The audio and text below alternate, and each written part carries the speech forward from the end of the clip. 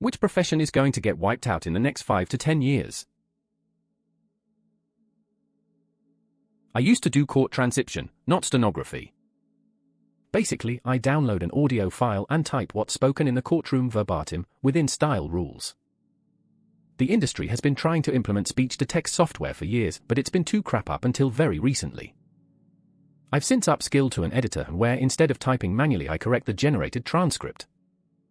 It still struggles with speaker differentiation and formatting, but it's improved so drastically within the last 3 years it's only a matter of time until traditional transcriptionists are no longer necessary. It seems that in the legal field, a human should have the final say on the edit, literally affecting people's lives. They do. If a lawyer believes a transcript is inaccurate, they can move to have it excluded from evidence. I was on a jury for a case where we were frustrated we didn't have a transcript of something. It wasn't until after the case that I found that the defense successfully contested the accuracy of the transcript. I'd love to see it transcribe a Scottish accent. This is an example. What was stolen from your house? Ma cloak. Was it a long cloak or short opera cloak? Nor, a cloak, ye know tick-toke. Edited by popular demand. It absolutely still gets blindsided by strong accents. I work in Australia, and the transcription software is still US-based, so it definitely has issues if someone's accent is particularly strong. Makes for some very interesting sentences lol. By the looks of it, being a federal employee. I've been saying that people used to cozy up to FedGov jobs, but if they're no longer secure, people aren't going to take them and they're going to have trouble filling the roles with good candidates. Then, we can just hire Elon to do it all with one of his many perfect private companies, right? Them, and us who rely on federal funding for our jobs. I'm a research administrator at a university, and let's just say that things aren't looking too hot right now. 12 years ago, I got a job as a computer operator, basically, spending all day entering commands into a green screen from a checklist, and I thought back then that the job would be automated by AI within years. Today, I'm still in the industry, promoted now, though, and I know there's a guy in my company doing exactly the job I did years ago. Moral of the story, there's a lot of jobs out there that could be replaced by AI, but most companies aren't willing to put in that investment unless it becomes super cheap to do so. There are a lot of companies who have websites not doing the work yet, where staff come in the next day to process onto systems what the consumer thought was automated form on the website.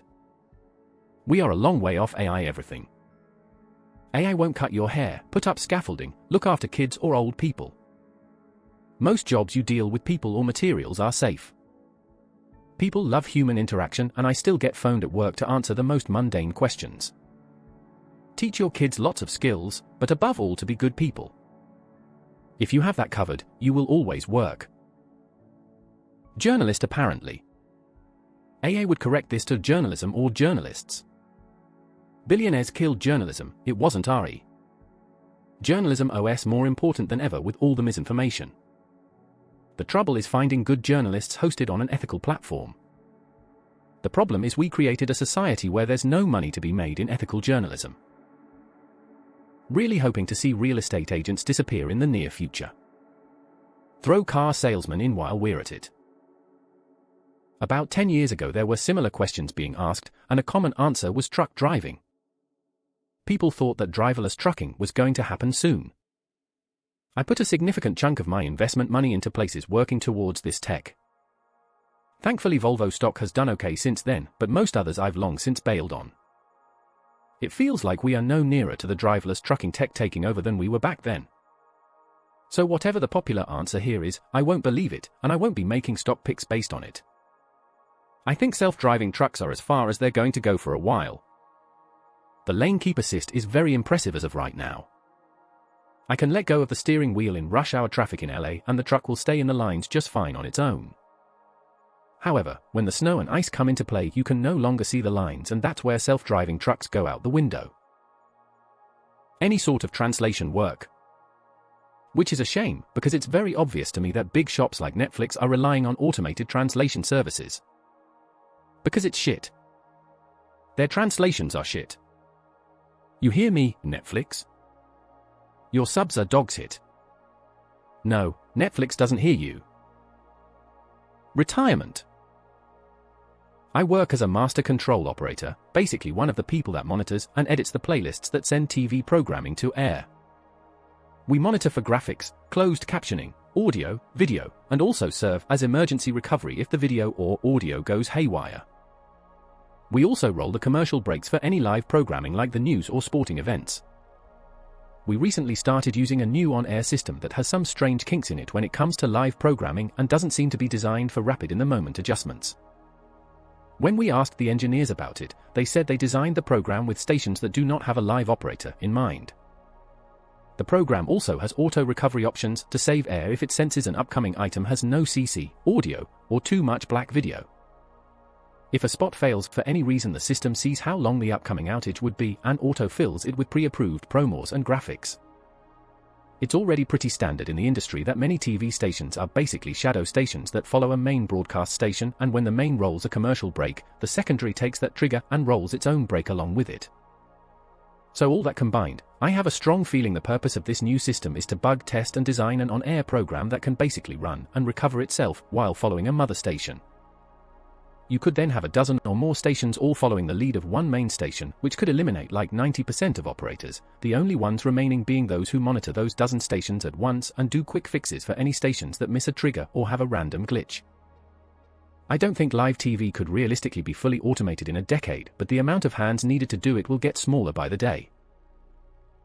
I don't think wiped out, but I do think a lot of digital designers are going to be replaced with AI. My brother was a digital designer for a popular video game. He did this for 20 years. They just let him go as well as a bunch of other designers. Shit sucks. He's so damn talented. Customer service plus call centers are gonna see a lot of trouble with agentic AI on the horizon. Not good, because that industry employs millions of people across the world. I just don't see AI doing the needful all that well. Me looking through this thread to find my profession. Sad part is I don't think future generations are going to care about the decline in quality that to us would show AI's flaws. Late to the party, and this probably won't be seen, but in the USA, locomotive engineers on major freight railroads. Trains basically drive themselves now. All the engineer really does is hit a deadman switch, blow the horn, and ring the bell. A computer runs the train and even tells the engineer when to apply the air brakes. The big carriers are pushing for one-man crews, and General Electric and the railroad electronics companies are pushing for programs that can run the train from a dead start to a dead stop. Locomotive engineers aren't even technically called engineers anymore, they're locomotive operators. Especially with the recent political regime and new head of the FRA, this reality is coming ever faster. My master's in data science feels pretty useless right now. Saturated market, and AI is being programmed to do coding, analyze trends, create other models, and prepare reports. It's terrifying, but I hope I'm wrong. Sad face. Shocked I didn't see this reply as one of the first comments.